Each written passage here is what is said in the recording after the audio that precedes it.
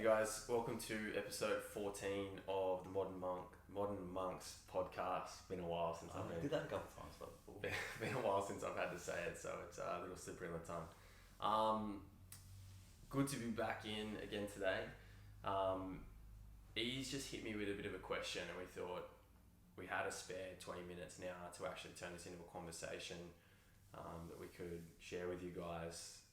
We haven't really prepped too much on this, so if it's a little broken, we apologise. But you know, two boys that love to chat, I think we'll figure it out. We'll get through it all right.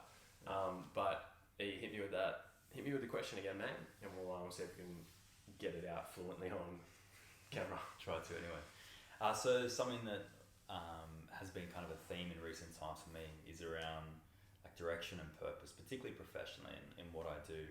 And I think my big question that I've had the last couple of days has been, how do you get that clarity around purpose and direction when you're getting pulled in so many different directions? You've got so many things that look like, you know, it's hard when you have no idea, or you've got no idea what to do. But sometimes when you have so many ideas and so many things that you want to do, you just get pulled in this direction, that direction, and you're not really sure what path to take.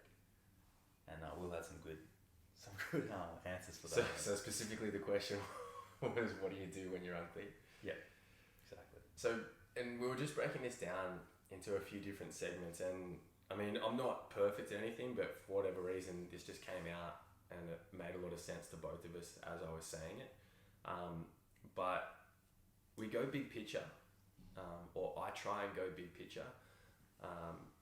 It's normal to get lost in, I think, trying to play the ultimate balancing act between work, social life, family, training, and even to that extent, like your own little mindfulness practice as well. Like everything can't always be in sync. Like it's just not going to happen. Something's always going to give because something's always going to be out of your control. And Jimmy Raymond from Jimmy's Burgers always says to me, he's like, bro, I'm sorry, but sometimes I'm going to have to cancel a session because my physical training doesn't get trumped by my business or my family. So I'm sorry, but every now and then I'm going to have to say no to you because of this. And I thought that's the best thing I've ever heard anyone say. And it was like we spoke about a few weeks ago with the priorities, and the way he framed it is like, look, this is a priority for me, but it's not as big a priority as my business or my family.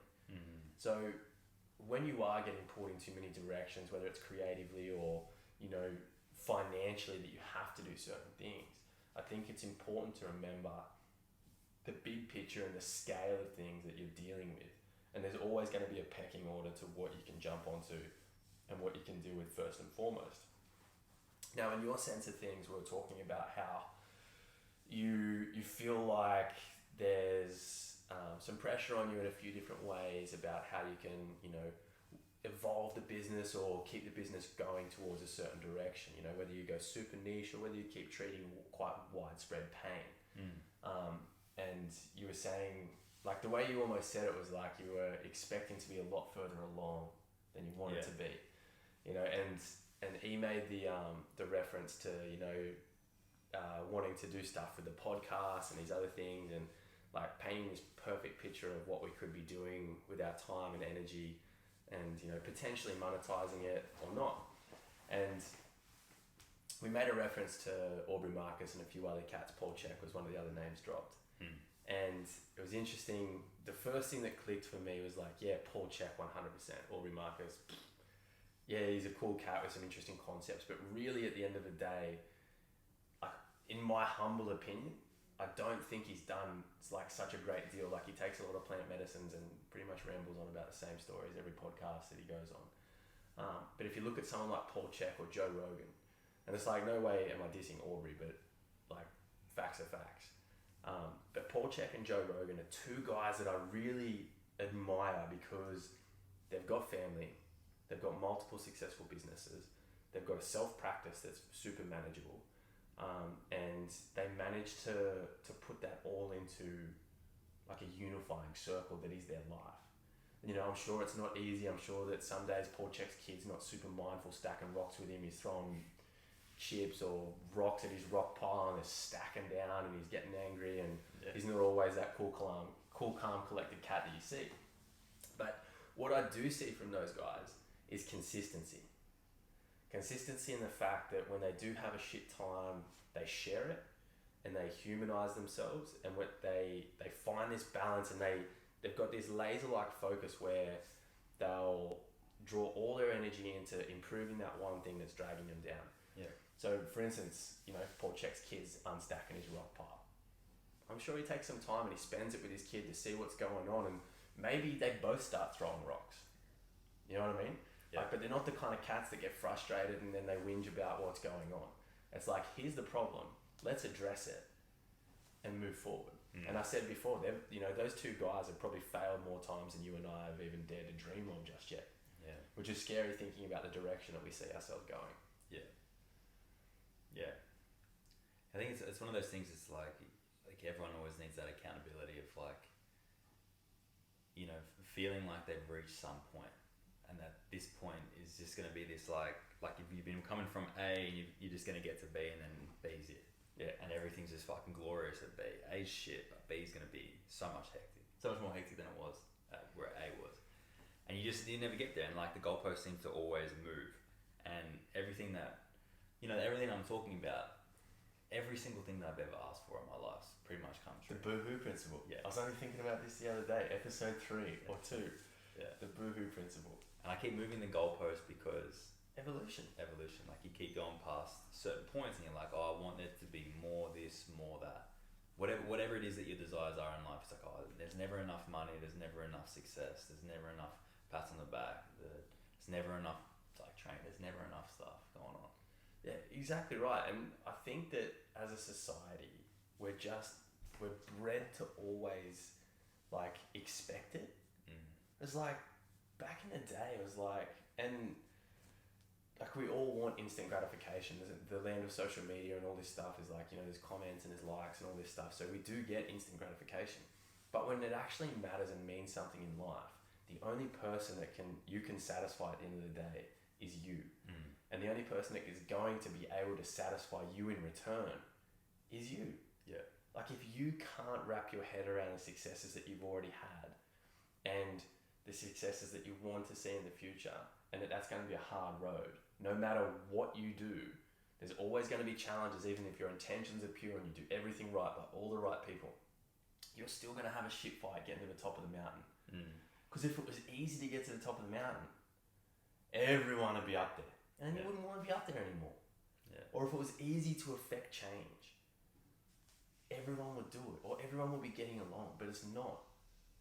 And it's cats like you and me and Aubrey and Paul and, they're having these conversations on a regular and happy to dig through and sift through the bullshit, figure out what the lesson is and keep moving forward. Yeah.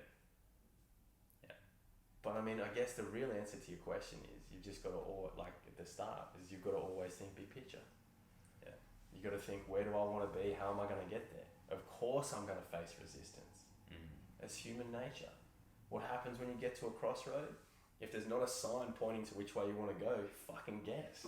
Yeah. Oop, wrong way, mistake, turn back. Now I've got a 50-50 chance. Now there's only 2 forks in the road. Yeah. It's if you're always thinking of that big picture and trying to maintain a level head on who you are and what you want to be and how you want to affect this world. Yeah. I think that's such a good point. It's bringing that big picture into your day to day.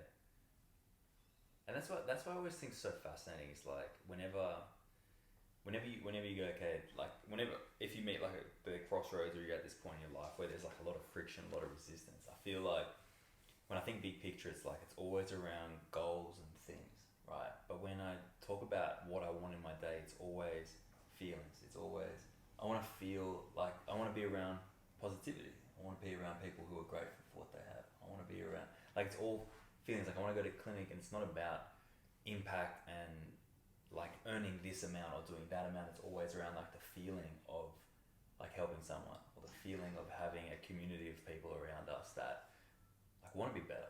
Their motivation to coming to the facility is I just want to feel better, move better, eat better, have better relationships, all these different things. And it's that's what I think is like, it's like really hard to like remember sometimes. It's like, is what you want to be a force for. Like, do you want to be a force for like positivity? Do you want to be a force for like negativity? Do you want to be worrying about the future, worrying about what it was like in the past?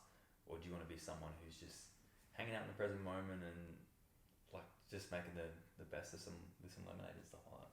Exactly right. Exactly right. It's like, and that's it in a nutshell.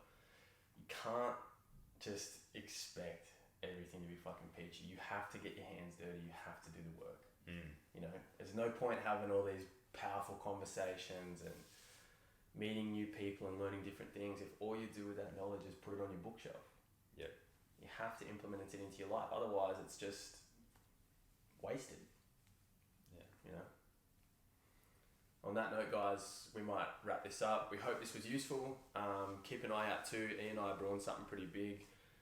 Be something across the lines of leveling up, bringing you guys a program, seeing what we can do to try and help the community on a more individual basis. So keep your eyes open, and if you're interested in learning more, let us know. Catch ya. Sick. That's good. 12 minutes.